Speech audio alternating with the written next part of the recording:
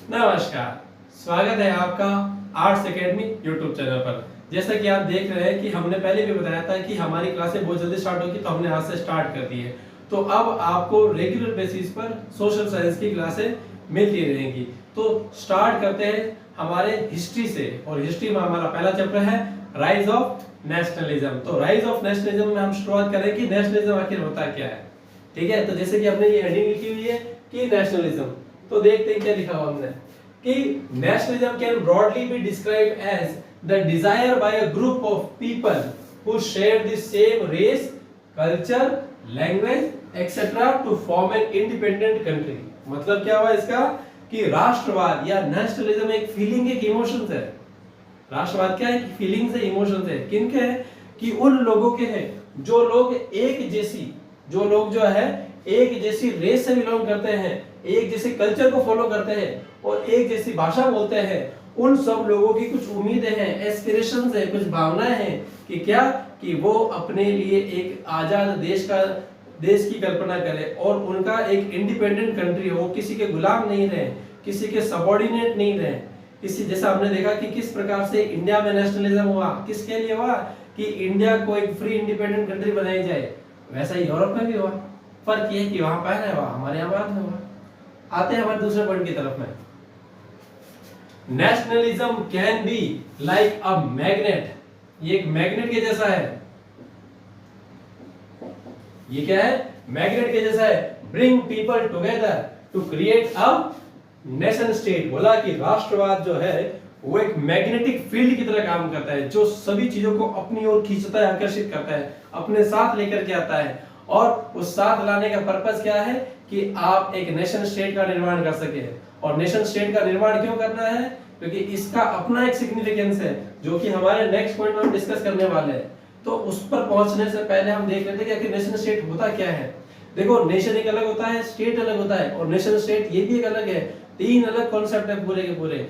Nation का मतलब होता है कि किसी भी कम्युनिटी की आइडेंटिटी, जैसे पैलेस्टीनियन ये हो गया, कुर्द जो आपके कुर्दिस्तान वाले जो कुर्द जो लोग हैं वो भी एक आइडेंटिटी है, तो वो नेशन का पार्ट हो गया। और जब हम बात करें स्टेट की, स्टेट का मतलब होता है एक डेफिनेट, एक टेरिटोरियल की एक डेफिनेटिव बाउंड्री होना। मतलब किसी भी जो कंट्री है उसकी एक टेरिटोरियल बाउंड्री होना, उसको हम बोलते हैं स्टेट। जब दोनों चीजें मिक्स हो जाती है तब बनता है नेशन स्टेट। मतलब जो लोग, समुदाय के जो लोग हैं, जो उनकी आइडेंटिटी है, अगर उनको एक पर्टिकुलर राष्ट्र मिल जाए, एक देश मिल जाए जिसकी एक पर्टिकुलर बाउंड्री हो, जिसके अंदर वो रहे, और वहां पर उनके पास में सोवरेन सुप्रीम पावर है, वो किसी के सब्जेक्ट नहीं है, किसी के गुलाम नहीं है, तो वो नेशन स्टेट बनते हैं। और जब वो नेशन स्टेट बन गए और वो सोवरेन है, इसका मतलब वो अपने फैसले खुद ले सकते हैं, अपने लिए जो सही जरूरत है वो सारा का सारा सब कुछ कर सकते हैं। और ये इतना इंपॉर्टेंट है। आते हैं नेक्स्ट पॉइंट की तरफ में। बहुत अच्छा पॉइंट आपका अगला।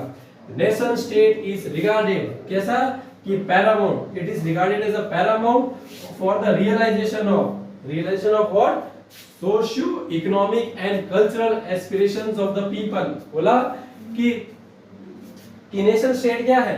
बोला कि जो जनता है, जो जनता है, जनता की जो उम्मीदें हैं, जो एस्पिरेशंस है, उम्मीदें कैसी? पैरामाउंट वाली एस्पिरेशन। मतलब कि जो पहाड़ की चोटी के समान की जो आपकी, मतलब क्या कह रहा है कि पहाड़ की चोटी के समान की जो आपकी उम्मीदें, आकांक्षा हैं, वो कौन सी आकांक्षा है, वो कौन सी उम्मीदें हैं? वो है आपकी सोशल।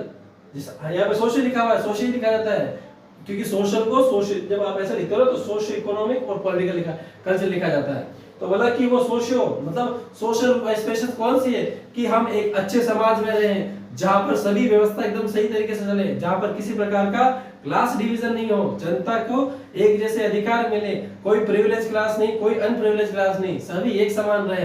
तो ये वाली एस्पिरेशन। दूसरी हम बात करते हैं इकोनॉमिक एस्पिरेशंस की। इकोनॉमिक एस्पिरेशन का मतलब क्या हुआ कि वहां पर जनता के पास में, वहां के लोगों के पास में आय के संसाधन होने चाहिए। आय के संसाधन के साथ में क्या चाहिए वहां पर कि लोगों के पास में ना रोजगार का एक अच्छा मौका होना चाहिए, रिसोर्सेज का इक्विटेबल डिस्ट्रीब्यूशन होना चाहिए, ना बहुत ज्यादा अमीरी ना बहुत ज्यादा गरीबी, सभी एक साथ में समृद्ध होकर के रहें, किसी भी प्रकार का भेदभाव न हो।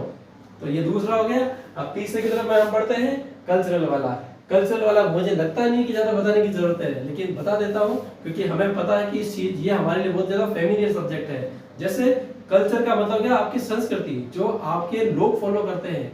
हो सकता है कि अलग अलग समुदाय की अलग अलग संस्कृति और कल्चर हो।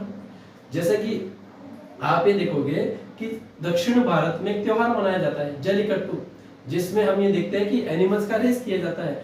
अब बाहर के लोगों के लिए हो सकता है कि ये एनिमल क्रूएलिटी है, हो सकता है कि नहीं हो सकता है कि आप जानवर इसको दौड़ा रहे हो उनके साथ में, मतलब वो उनके लिए गलत होगा, लेकिन वो वहां की कल्चर का पार्ट है ना। उसी प्रकार से आप ये देखोगे कि वेडिंग सिस्टम देखो ना, वेस्ट का वेडिंग सिस्टम और इंडिया का वेडिंग सिस्टम कितना टोटली डिफरेंट है। वहां पर शादी चंद घंटों का फंक्शन, मतलब 4-5 घंटे के लिए आपने हॉल बुक किया, लोग आए, देखा वेडिंग, खाना खाए और निकल लिए। हमारे यहाँ पर क्या होता है कि वेडिंग एक फेस्टिवल की तरह 5-6 दिन तक मनाया जाता है। तो यही बात है, जरूरी मैं सिर्फ ये 2-3 एग्जांपल दिया, एग्जांपल हमारे पास में बहुत है।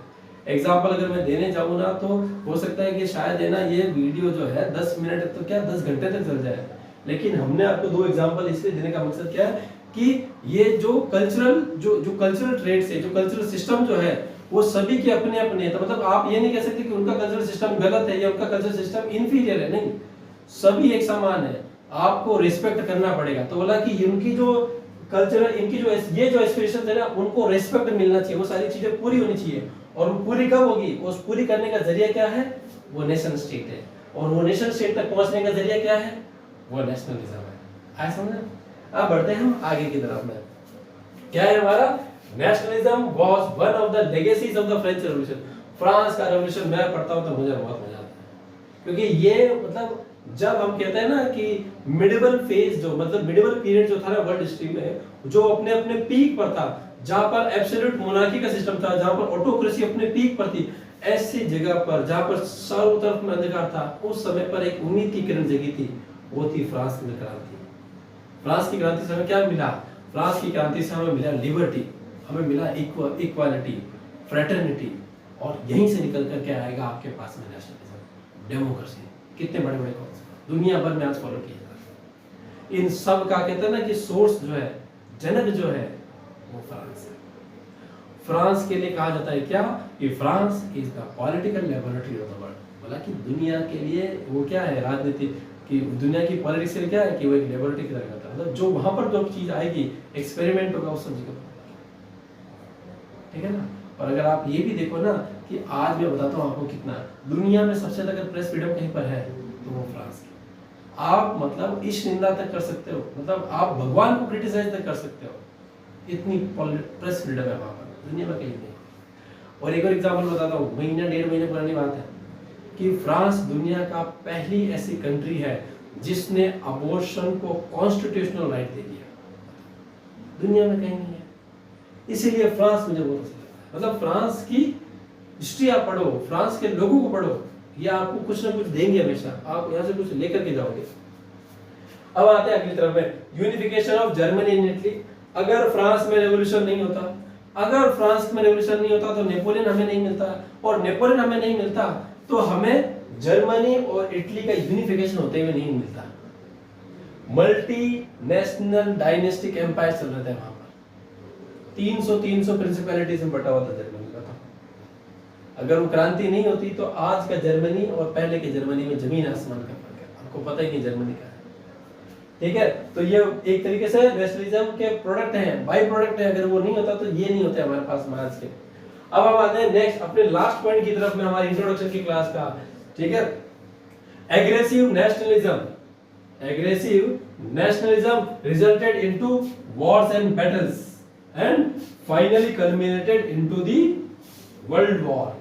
देखो हर चीज एक खुराक तक ठीक है, मतलब जितनी आवश्यकता हो वो चीज उतनी मिले, ठीक है।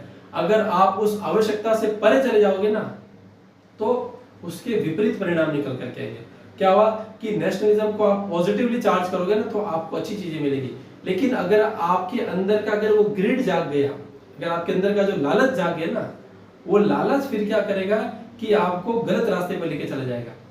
क्या हुआ कि ईस्टर्न यूरोप में ना लोगों के जो अलग अलग जो छोटे छोटे जो कंट्री थे ना, उन सब के अंदर लालच जागा क्या कि हमें अपनी टेरिटोरियल बाउंड्री को बड़ा करना चाहिए, और उस बड़ा करने का सबसे आसान तरीका क्या है कि जो हमारा पड़ोसी है उस पर हमला बोलो, उसको हरा दो, उसकी जमीन हड़प लो। कितना है ना, तो इस वजह से क्या हो गया, पूरे के पूरे यूरोप में लड़ाई झगड़े स्टार्ट हो गए, बैटल्स एंड वॉर स्टार्ट हो गया, और यहीं से क्या हुआ कि फाइनली क्या होगी, वर्ल्ड वॉर की शुरुआत हो जाती है। ये वन ऑफ द रीजंस है। ठीक है, तो ये हमारी आज की इंट्रोडक्शन क्लास यहाँ पर कंक्लूड होती है। ठीक है, तो अगली क्लास में जुड़े रहिए हमारे साथ में, आपको रोज क्लासें मिलेगी।